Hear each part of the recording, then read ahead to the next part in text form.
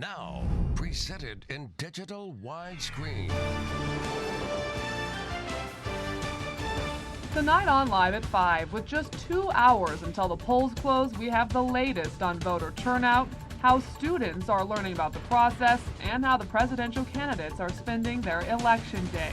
Our team coverage of Decision 2012 begins now. Good evening, I'm Ashley McNamee. One of the closest, hardest fought, and most expensive presidential elections is coming to a close. President Barack Obama, former Massachusetts Governor Mitt Romney, and their backers have spent billions of dollars to make their case.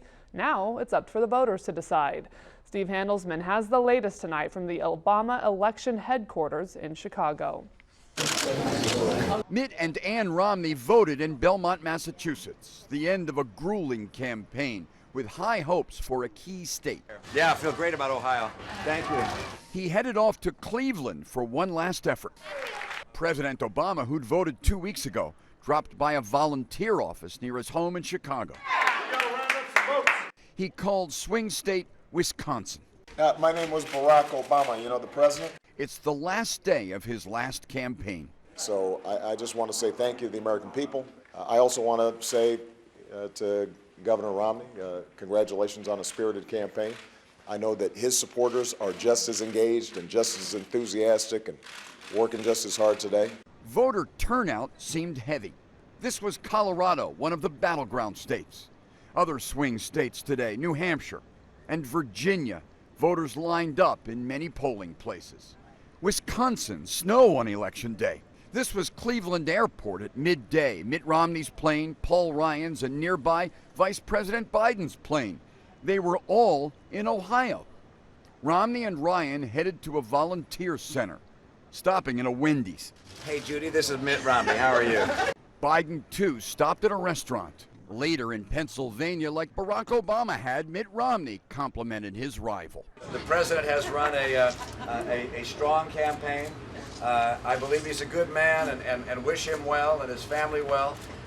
He's a good father and has been a good example of a good father, but it's time for a new direction. Just a few more hours and they get the first returns.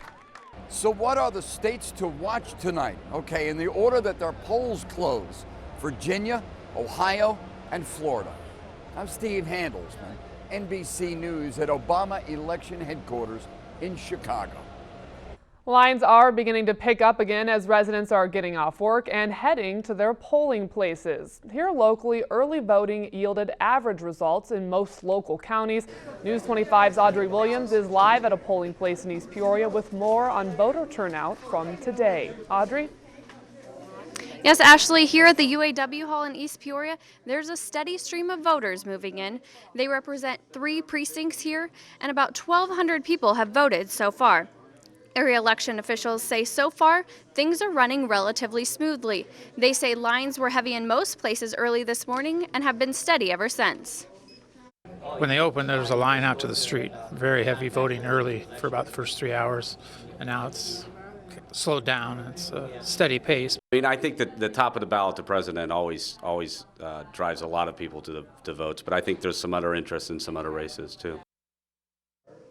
You do have less than 2 hours now to vote. You can vote as long as you are in line right at or before 7 p.m. Of course, we will be following all the results once the polls close at 7. You can catch the numbers scrolling at the bottom of your screen or go to our website, CINewsNow.com, or watch News 25 at 10. Reporting live in East Peoria, I'm Audrey Williams. Ashley, back to you. All right, thanks, Audrey. Well, although election officials say things are running smoothly today, some Bradley University students did encounter a slight problem when it came to their polling location. Election officials at Westminster Presbyterian Church on Moss Avenue say an email was sent out to Bradley students telling them to vote at the church. Official Terry Abercrombie says some students have moved within the area, meaning their polling location has also moved. Other students did not realize they couldn't vote in Peoria just because they're going to school here. And some of the people, like from Chicago, come and try to vote here. You know, and they don't have residency. They would think they can vote here anyway. Election officials remind those that still have yet to vote to check their voter registration card for their correct polling location. A different group of local students had the chance to cast ballots today, even though they're not even of voting age yet. Quest Academy Middle School students have learned about the Electoral College in recent weeks, and today they cast mock ballots. Using social studies, English, math, and reading, the students conducted research on presidential candidates. This morning they began voting, and just before school dismissed, they gathered in the gym to hear their results. It's a lot of things I didn't know, and once I got into it and I learned it, then it became really interesting. The whole point behind this was to encourage children to dig a little bit deeper about democracy, what it means. They know that there's political parties, but we wanted to do something that would really involve the entire school. And in case you're curious, the winner of that election was President Barack Obama. Well, weather is often closely watched when it comes to elections and voter turnout. This year will be no exception, with the potential impact that Superstorm Sandy could have on the East Coast. Locally, though, today's weather was not ideal, but it could actually be improving before the weekend. Our chief meteorologist, Chuck Collins, joins us with the first check of our forecast. Chuck? That's right, Ashley. Not the best of election days weather-wise we've had here in central Illinois, but it could be worse. It could be snowing out there if the temperature was about 10 degrees colder, but it was a chilly rain, no doubt. Let's dial up the Doppler, show you where the rain is located just along and to the east of the Illinois River. We'll have drizzle and fog tonight, so we'll keep up with the moisture, and it'll be damp overall. Otherwise, temperature's not going very far. 42 right now, 34 in the morning, and then about 48, but some sunshine tomorrow afternoon. But good news ahead. We may be talking 60s by the weekend. I'll have that forecast in just a couple of minutes, Ashley. All right, thanks. Well, meanwhile, a Whiteside County jury has found Nicholas Sheely guilty in the 2008 killing of Sterling, Illinois resident Russell Reed. The 33-year-old already faces life in prison for killing a Galesburg man. The Knox County jury deliberated for less than an hour before finding him guilty. Sheely is charged in 6 other murders throughout Illinois and Missouri. Bloomington police are investigating a double shooting that occurred on the city's east side Monday afternoon. Officers responded to the 1200 block of Orchard Road around 4:15 on a report of shots fired. There they found a male suspect lying in the roadway with a gunshot wound to the back. A second man found leaning against a parked car with what appeared to be a gunshot wound to his thigh. Both victims were transported to OSF St. Joseph Medical Center with non-life-threatening injuries. Victims told police they were approached from behind, therefore they did not see the shooters. Other witnesses at the scene described seeing a group of males run up before the shooting started. So far, though, no arrests have been made. For the second day, the FBI and Illinois State Police returned to a southwest suburban forest preserve to search for the body of Stacy Peterson.